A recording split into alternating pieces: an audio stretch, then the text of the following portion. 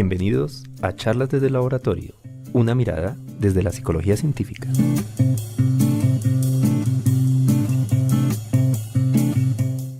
Bienvenidos a nuestro programa de Charlas desde el Laboratorio. Mi nombre es Jairo Rosso, coordinador del Laboratorio Iván Pavlov de la Fundación Universitaria de los Libertadores, y nos encontramos el día de hoy con nuestros invitados, Laura Bayona Pérez y Andrés Libardo Cortés, ambos psicólogos egresados de la Fundación Universitaria de los Libertadores, jóvenes investigadores y miembros del Semillero de Investigación Básica, además coeditores del blog de Red Iberoamericana de Investigadores en Historia de la Psicología, y también nos acompaña, como en otras ocasiones, un viejo amigo y conocido de nuestro programa, que es el doctor Andrés Pérez Acosta, profesor titular del programa de Psicología de la Escuela de Medicina y Ciencias de la Salud de la Universidad del Rosario y director del Observatorio del Comportamiento de Automedicación de la misma universidad.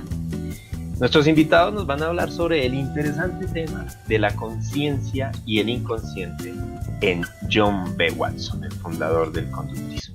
Estás escuchando Charlas desde el Laboratorio.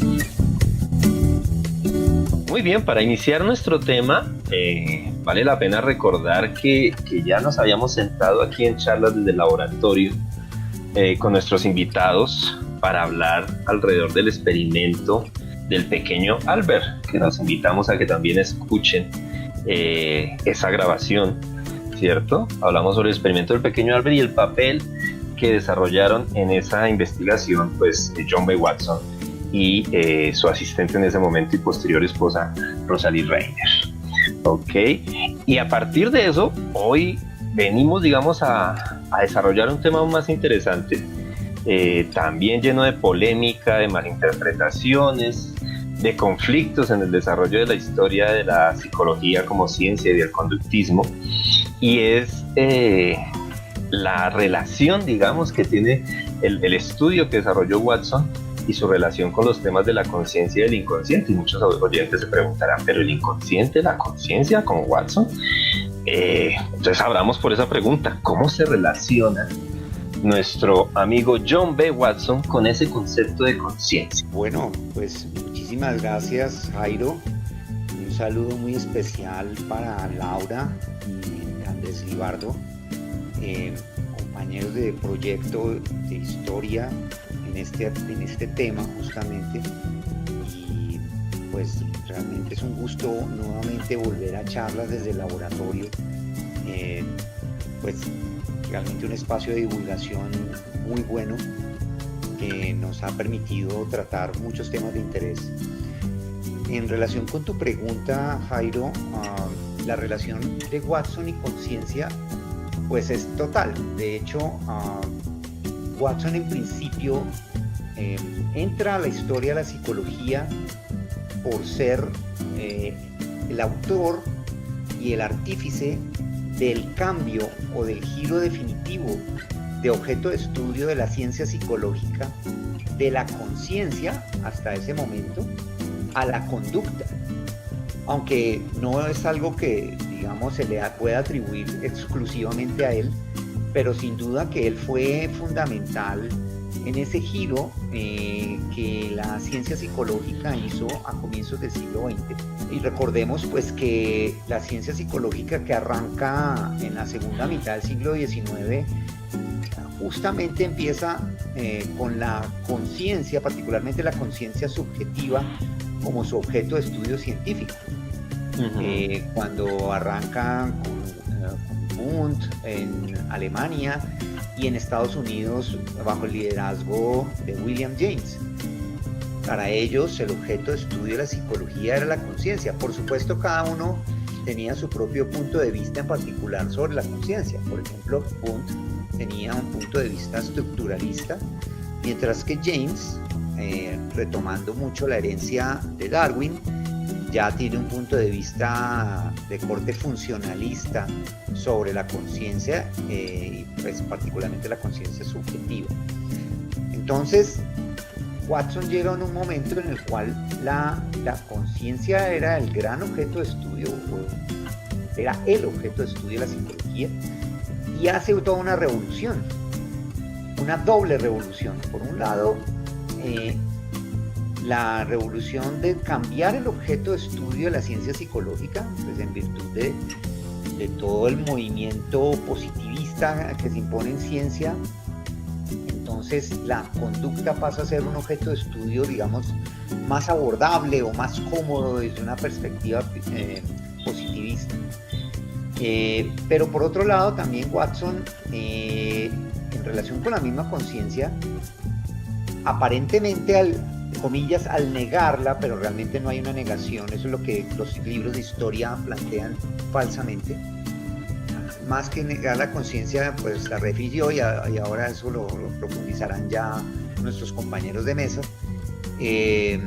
Entonces genera un nuevo enfoque en psicología, como decía Jairo, el conductismo, entonces se convierte también en fundador del conductismo. Así que la relación de Watson y conciencia es tan fuerte que por un lado cambia el objeto de estudio de la psicología de la conciencia a la conducta, y por otro lado comienza todo un enfoque nuevo en psicología, que es el conductismo, que ya se reorienta justamente al estudio de la conducta. Entonces con eso ya podemos tener una introducción para esta exploración histórica que nos profundizan Laura y Andrés. Perfecto. Claro que sí, profe. Y pues primero agradecerles de nuevo este espacio que ha sido fundamental para nosotros para charlar un poco más cerca. Y pues continuando un poco lo que dijo el profe Andrés, sí, básicamente esta negación que hace Watson, o sea, negación como entre comillas, que pues ya veremos que no es así, pero esta negación o este postulado que hace Watson en 1913, para ser un poco más precisos, de una necesidad de descartar toda referencia, así textualmente lo dice, toda referencia a conciencia, estados mentales, contenido verificable introspectivamente, imágenes y bueno, similares. Sí. Todo esto es lo que genera precisamente, como dice el profe Andrés, ese giro o ese primer, bueno, es ese revuelto en la comunidad académica que finalmente acercaría al conductismo a estos temas un poco más. Y precisamente este planteamiento, como pues lo mencionamos, es el que queremos esclarecer a través de toda una revisión de todas, o bueno, casi todas las publicaciones de Watson a través de la historia, y pues con el fin de esclarecer lo mencionaba anteriormente. Ok, perfecto.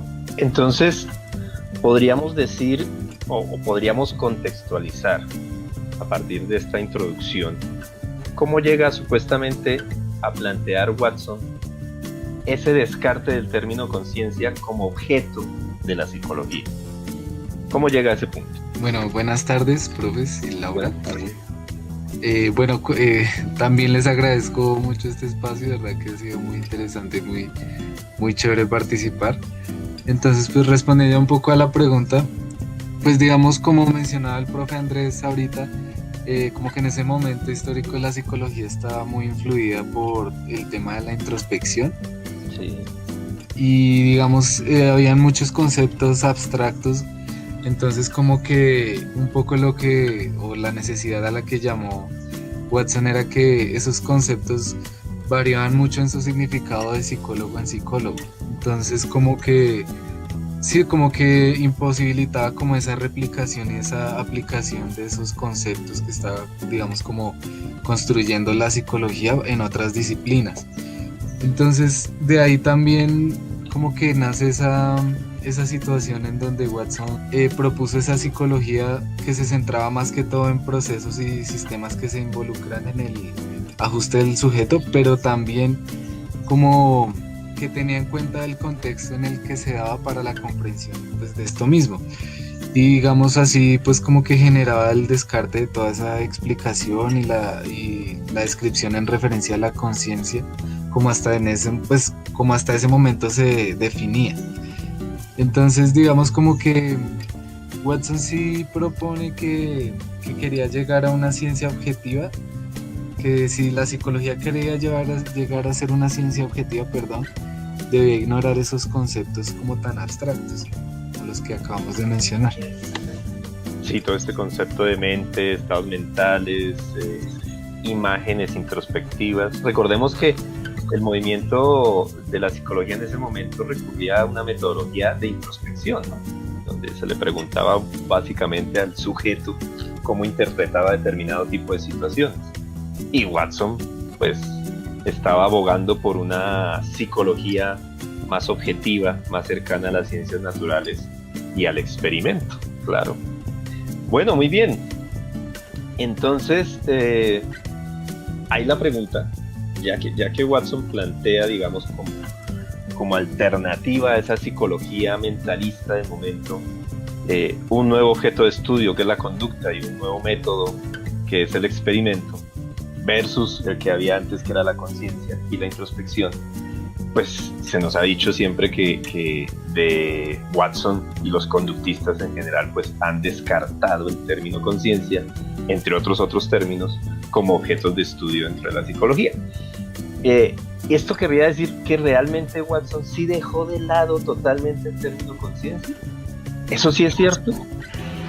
Mira que realmente no, y como lo hablábamos un poco anteriormente, lo que él estaba planteando de ignorar como estos conceptos o dejarlos de lado, la idea era, o bueno, lo que él estaba diciendo es, los vamos a dejar de lado, pero es como los están llevando ahora, no los podemos seguir retomando como en este momento se están dando, o sea, en ese momento histórico, sino que se debían retomar de una manera pues más científica. De hecho, mira que Watson en estos primeros visos de planteamiento de la psicología conductual tenía en cuenta estos conceptos, o sea, este concepto de conciencia, de mente, sí, ya que mencionaba que debía centrarse o sea, esta psicología debía centrarse en estímulos, respuestas, mecanismos del hábito, donde los estímulos precisamente eran un medio para un fin.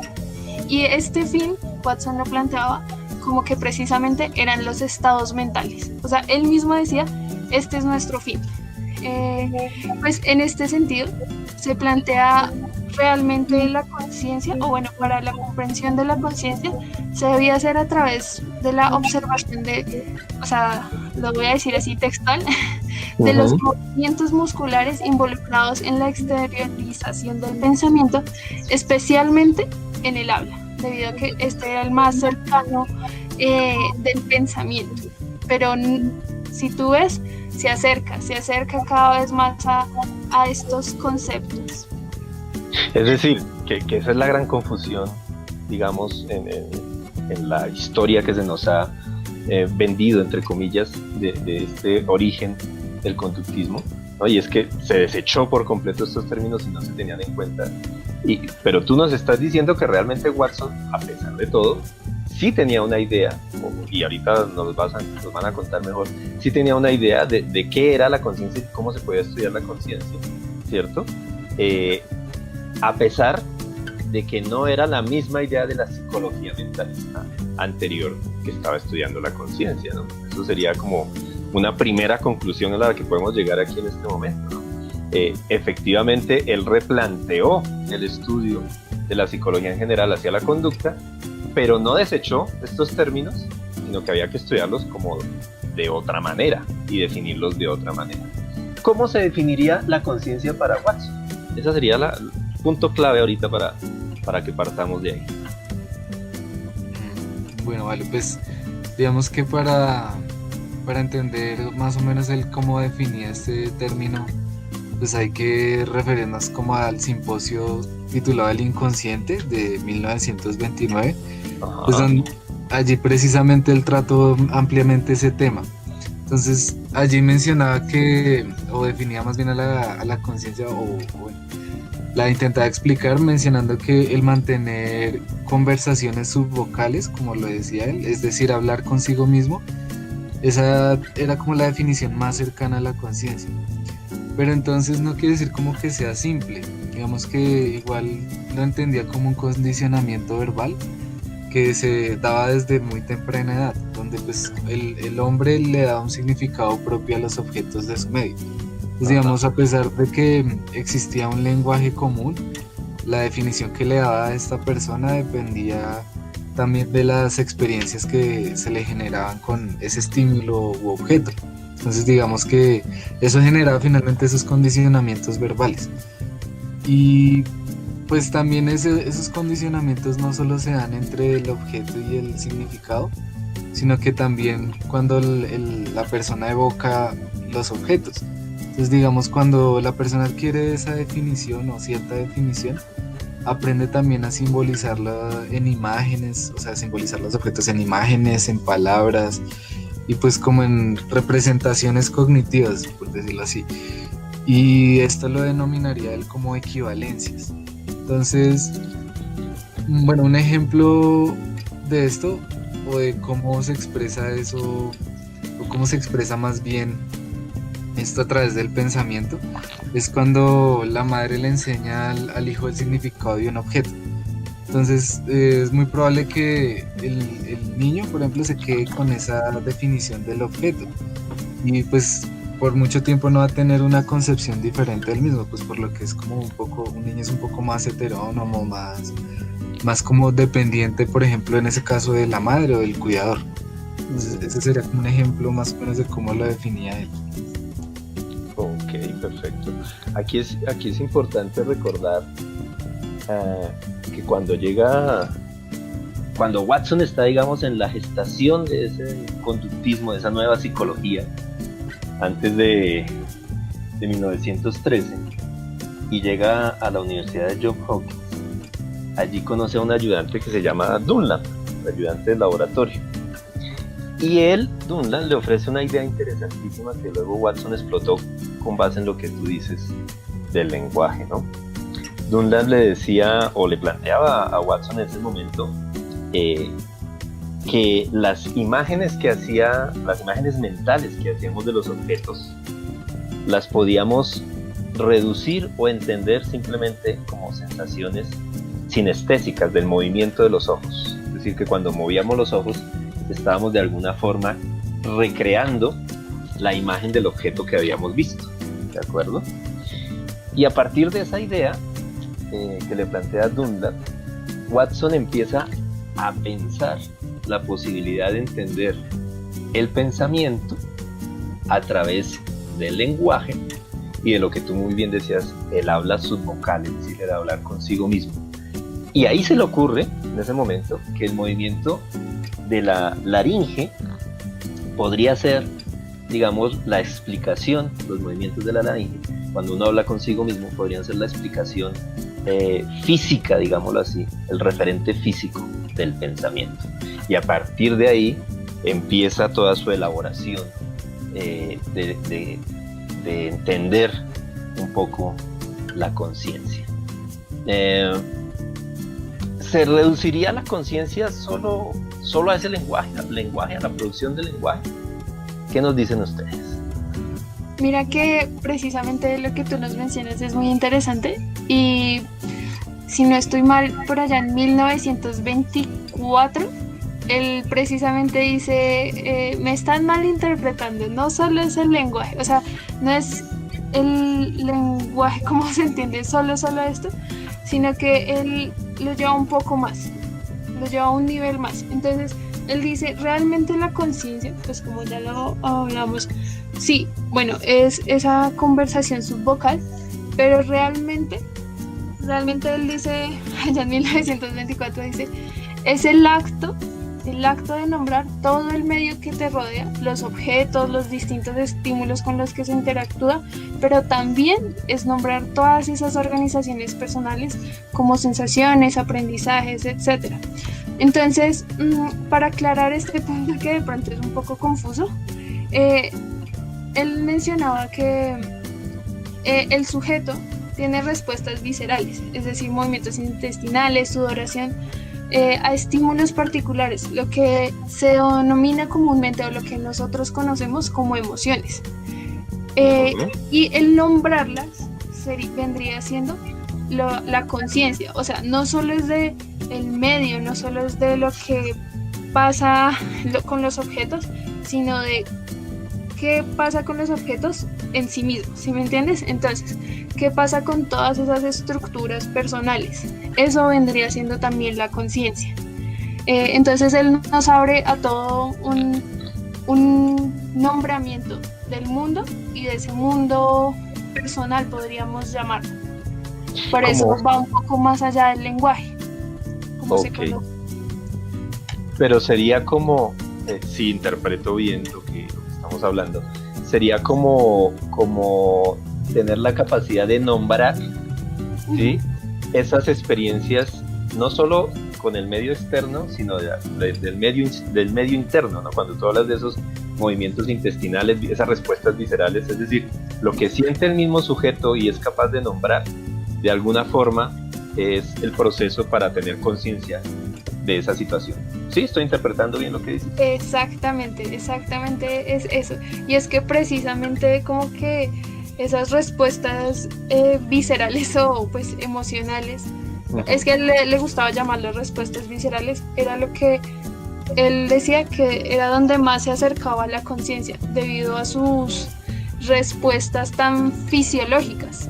Uh-huh. Y el hecho de ser consciente o tener atención sobre estas respuestas es lo que llamaría conciencia, una conciencia más allá, más profunda. Ajá.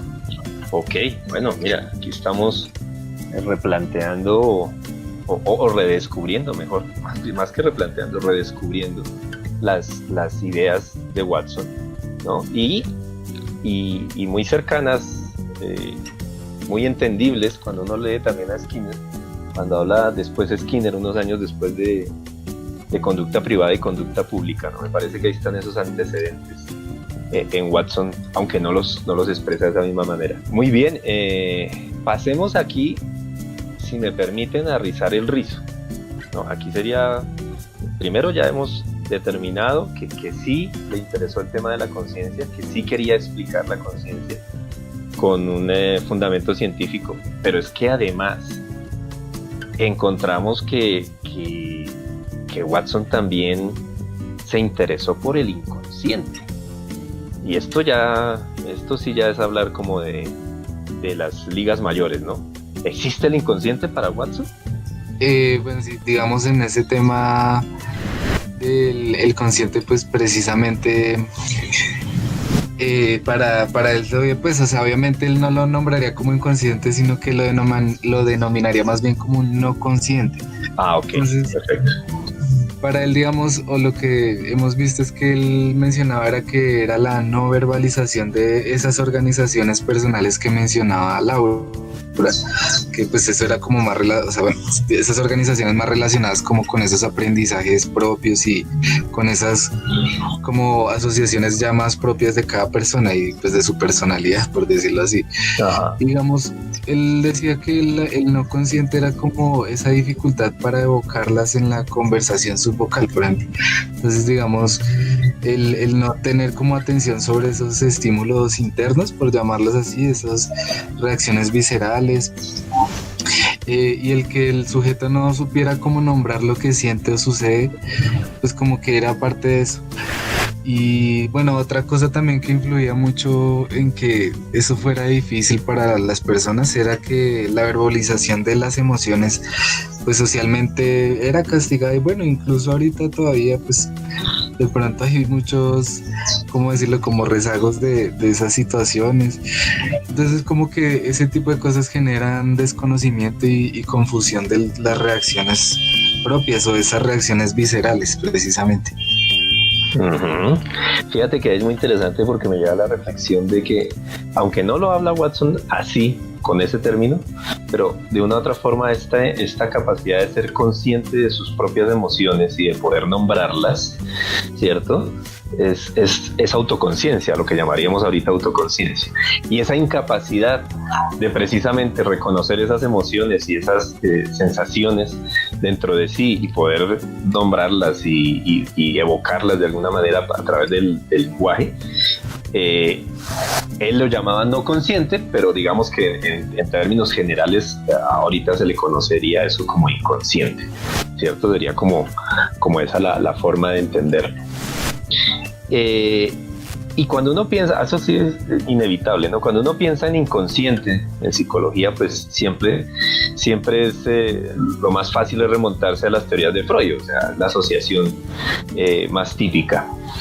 Y uno se atrevería a pensar que Watson tuvo alguna influencia de las ideas de Freud, del psicoanálisis, cuando estaba, digamos, planteándose esos fenómenos no conscientes.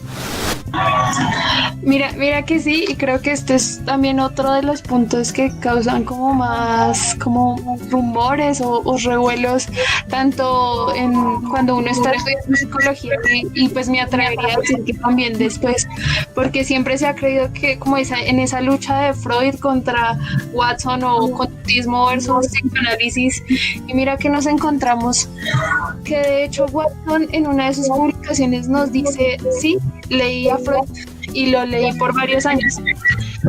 Y sin embargo, pues él siempre fue como muy directo en decir que aunque lo había leído, no estaba conforme con todos los postulados.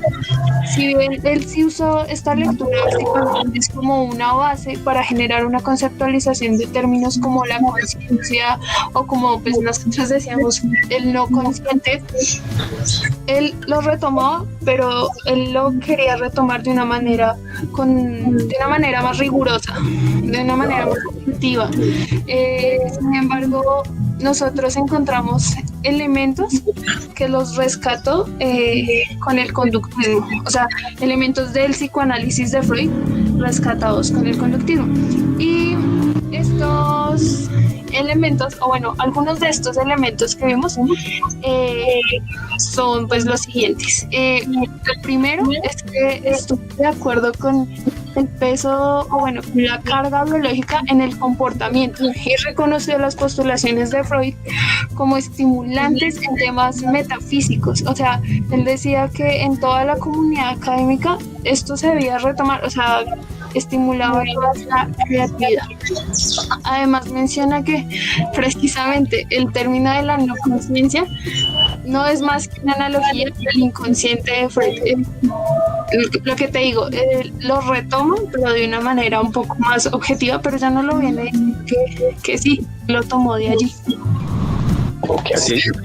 O sea que sí hubo una influencia ahí y además un conocimiento, ¿no? Eso no se suele contar, no se suele saber mucho, pero sí, efectivamente Watson leyó a Freud. Sí, exacto, y estuvo, pareciera que un poco más que cercano, o sea, con estos postulados.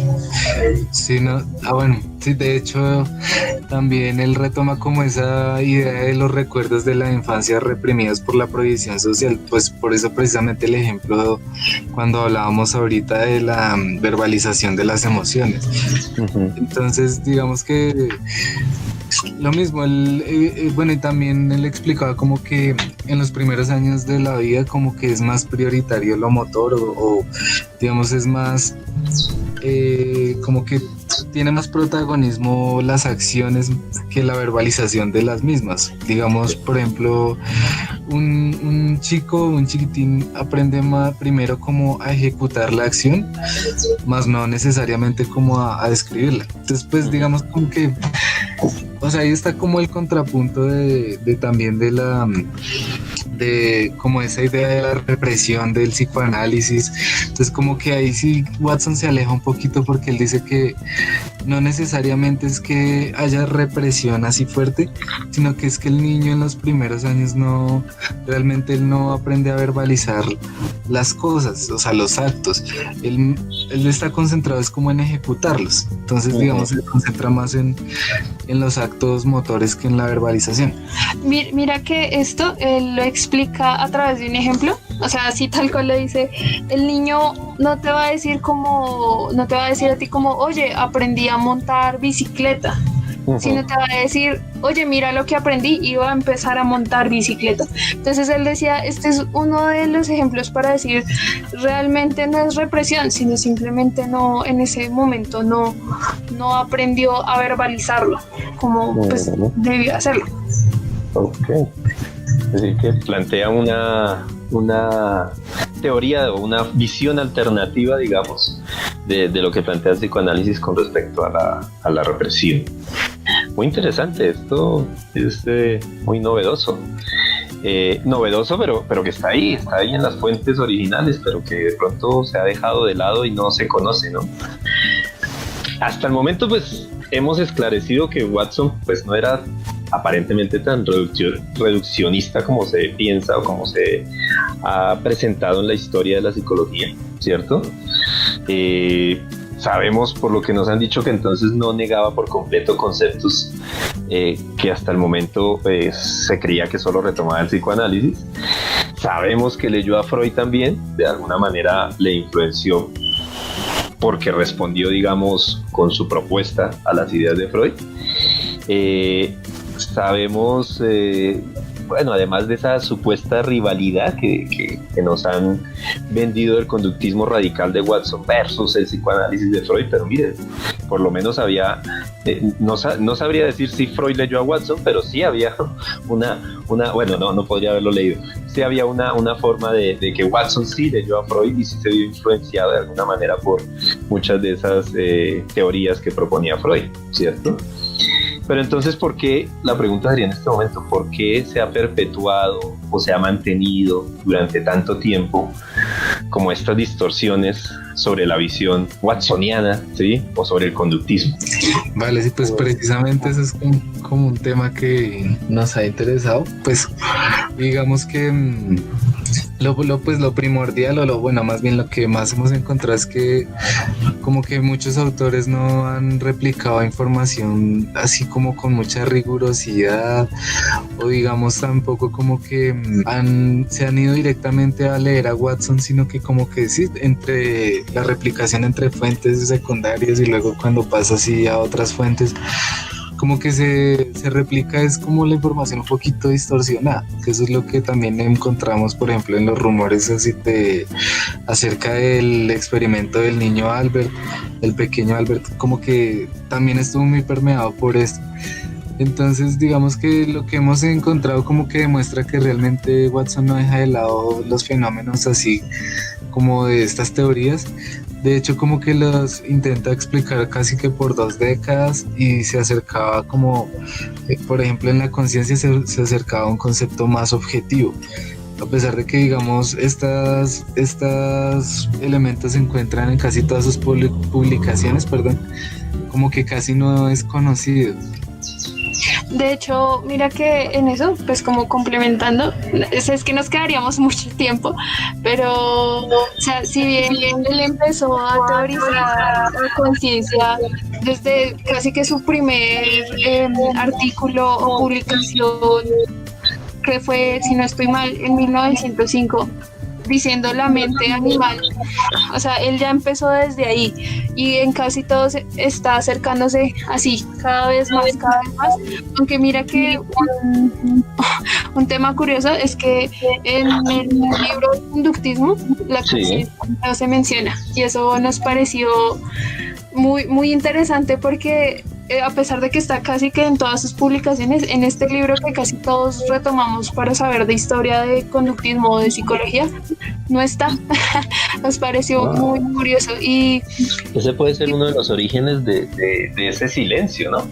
En los posteriores replicadores o personas que nos cuentan la historia de Watson, pues porque no está precisamente en el libro más reconocido. Exacto, sí, exacto. Eso estábamos como intentando retomar precisamente, y es que realmente esta investigación, o bueno, esta charla también nos permite ver un conductismo radical que realmente reformula estos conceptos bajo un método más cercano al científico. Y básicamente lo que te digo, a pesar de que no es conocido, mira que sí está. Y además de esto, también retomando un poco de cómo lo que se conoció en este gran libro del conductismo, que como que nos hizo ver a un Watson, como tú decías, mecanicista, reduccionista. Mira que en esta investigación nos permitió ver a un Watson un poco más diferente, un poco más humano, por así decirlo, y de hecho esto podemos dar un ejemplo claro de esto, y es que él, en la conclusión del análisis de conciencia, él se preocupa por el humano, por así decirlo, o por entender el humano con este postulado. Quisiera leérselos así textualmente. Ujú. Y él menciona: es demasiado inalcanzable un ideal social por el cual luchar. Para ver, cada hombre, mujer y niño deben ser entrenados sobre su propio organismo tan minuciosamente. No deberíamos enseñarles suficiente anatomía para darles una noción completamente funcional de su cuerpo: sistema nervioso, corazón, pulmón, hígado, riñón, glándulas, aparatos sexuales. ¿Esto qué quiere decir?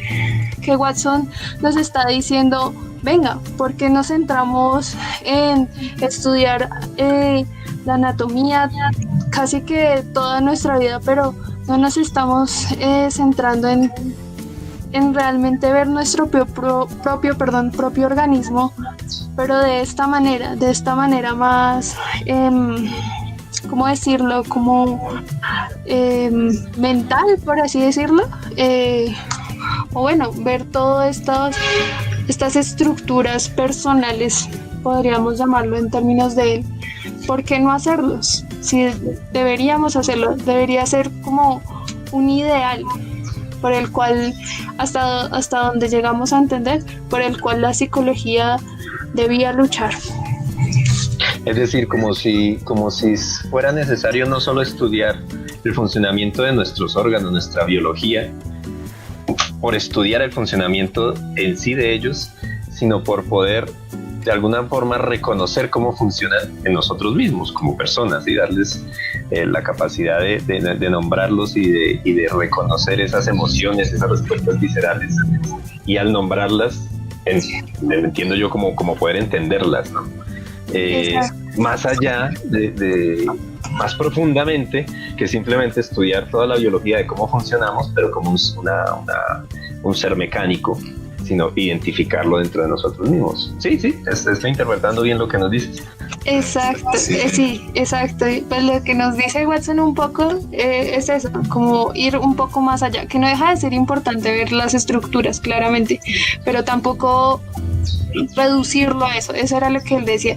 No reduzcamos toda nuestro estudio del organismo a solo la anatomía, sino vamos más allá.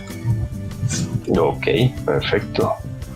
Bueno, estamos redescubriendo aquí a Watson, casi ya un centenario, 100 años después estamos redescubriendo en sus textos originales que dijo muchas cosas interesantísimas que supuestamente no había dicho. Eso nos vendieron, eso nos dijeron que no había hablado de ese tipo de cosas. Pero mira, sí, aquí en las fuentes originales se encuentran esas expresiones de Watson sobre ese tema. Andrés. Sí, pues creo que esas distorsiones se han perpetuado no solo en Watson, sino también en los grandes autores del conductismo. De hecho, tú lo mencionaste, Laura también, a Skinner. Skinner y Watson han tenido siempre la pesadilla de las distorsiones.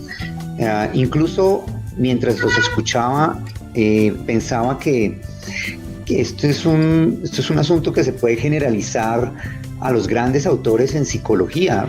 Yo creo que el mismo Freud también y sus seguidores se deben estar quejando de distorsiones por ausencia de lectura de fuentes primarias por parte de sus seguidores o sus detractores. En el caso de Watson, el tema es grave realmente, porque lo que vienen a descubrir Andrés y Laura en esa lectura tan detallada de las fuentes primarias, que me pareció maravilloso, es que no solo había una distorsión, es que había una interpretación exactamente contraria.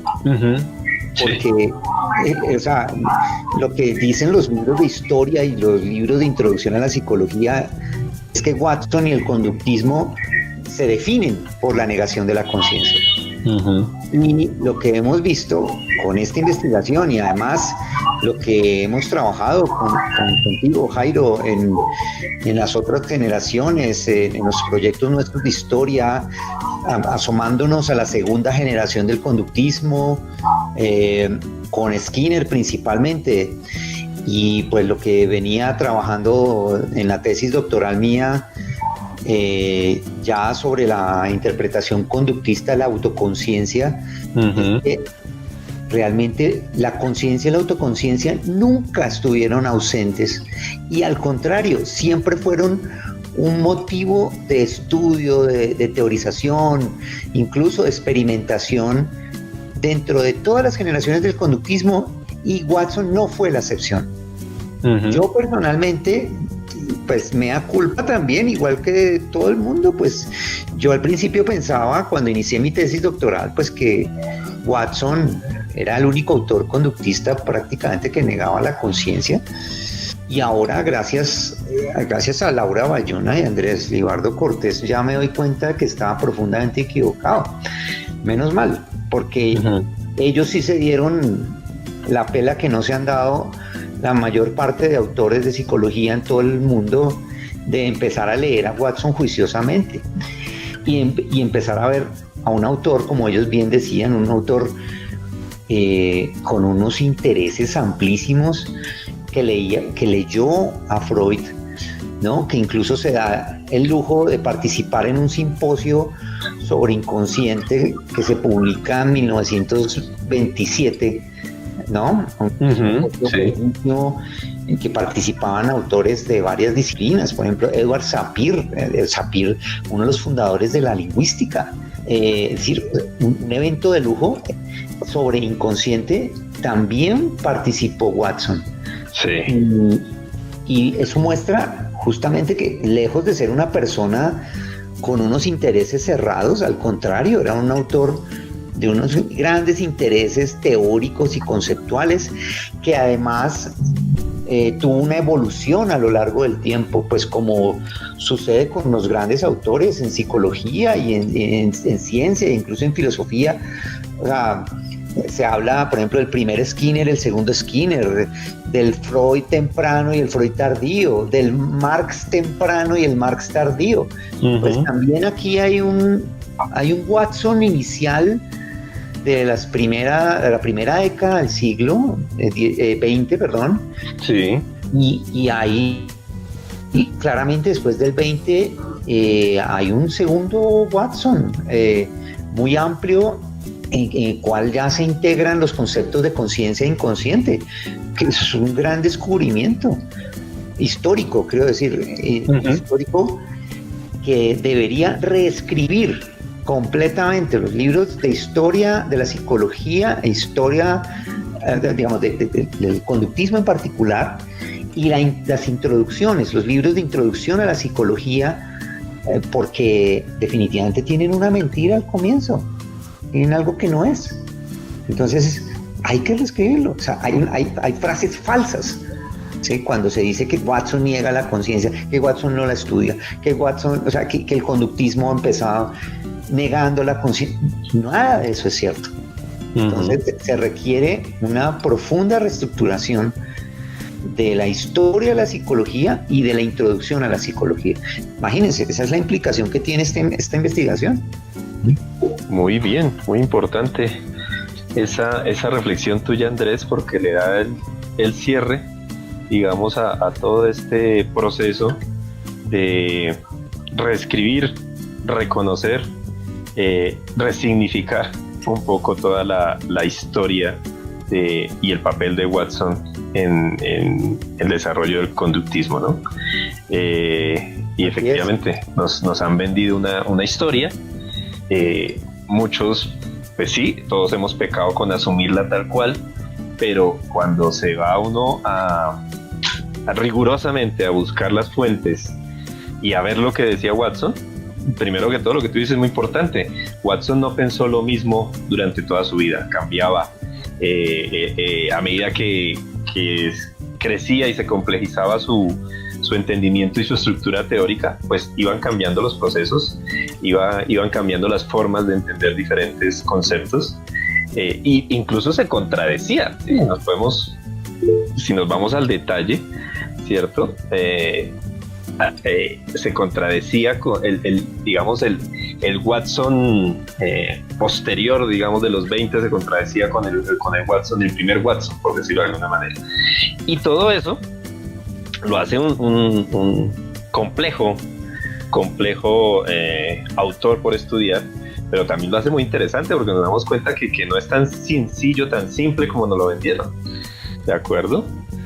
Entonces, muy bien, les agradezco mucho precisamente esta posibilidad de divulgar este conocimiento, de divulgar esta nueva forma de entender la historia del origen del conductismo. Andrés, ¿qué me ibas a decir? Sí, creo que aquí viene muy bien una invitación a todos nuestros oyentes de charlas desde el laboratorio, para que lean el artículo que está próximo a publicarse sobre todo este tema, sobre Watson, la conciencia y el inconsciente, un artículo de divulgación pues, liderado por Laura y por Andrés Libardo, que quedó muy lindo. Creo que sería un material que puede ayudar mucho a hacer esa primera aclaración histórica.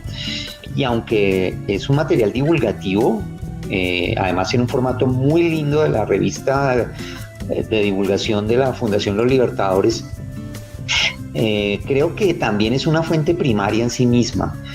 Es un trabajo de contribución a la historia de la psicología. Realmente lo creo así. Tiene como fuentes precisamente las primarias de Watson.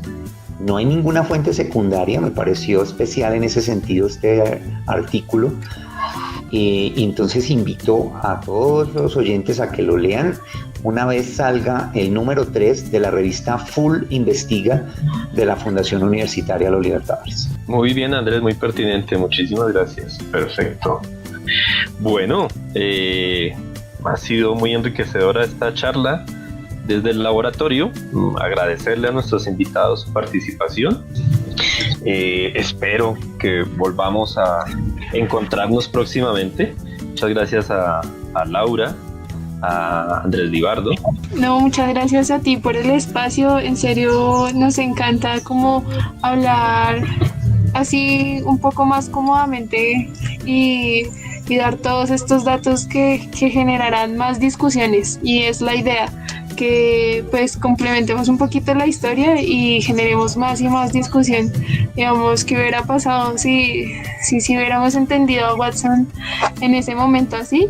Sería interesante verlo después, quizá, pero no, muchas gracias por el espacio y también al profe Pérez por estar aquí y nada, infinitas gracias. Bueno, muchas gracias a ustedes por acompañarnos. Andrés. A ustedes, Laura y Andrés, realmente yo soy un fan de ustedes. O sea, las investigaciones que ustedes han hecho, o sea, el trabajo tan minucioso en fuentes primarias, realmente increíble, y está dando un revolcón. Y además, pues aquí me permito anunciar, aquí con el permiso del director del programa, pues que estamos en una exploración ahora súper interesante que continúa esta de Watson y la conciencia, Watson y el experimento de Reiner en 1920. Ahora con la figura de las primeras, las pioneras del conductismo, Rosalie Reiner y Mary Cooper Jones, para lograr una reescritura del papel de las mujeres en la historia de la psicología y la historia de la ciencia. Ojalá podamos en algún momento divulgar resultados sobre esto en este programa. Claro que sí, perfecto. Desde ya cordialmente invitados para cuando tengamos resultados de esa investigación poder contarlos en este espacio. Genial. Muy bien. Bueno, muchísimas gracias por su asistencia, por su colaboración. Y no me queda más que despedirnos de nuestra audiencia e invitarlos a que nos sigan en redes sociales, en nuestra página web. Sigan el programa de Charlas del Laboratorio, donde seguiremos invitando a nuevos investigadores para que nos hablen de novedosos temas y nos permitan conocer mejor la psicología como ciencia. Muchísimas gracias a todos. Vale, a ustedes, muchas gracias. Gracias, Jairo. Gracias, Laura y Andrés. Esto fue Charlas desde el Laboratorio, una mirada desde la psicología científica.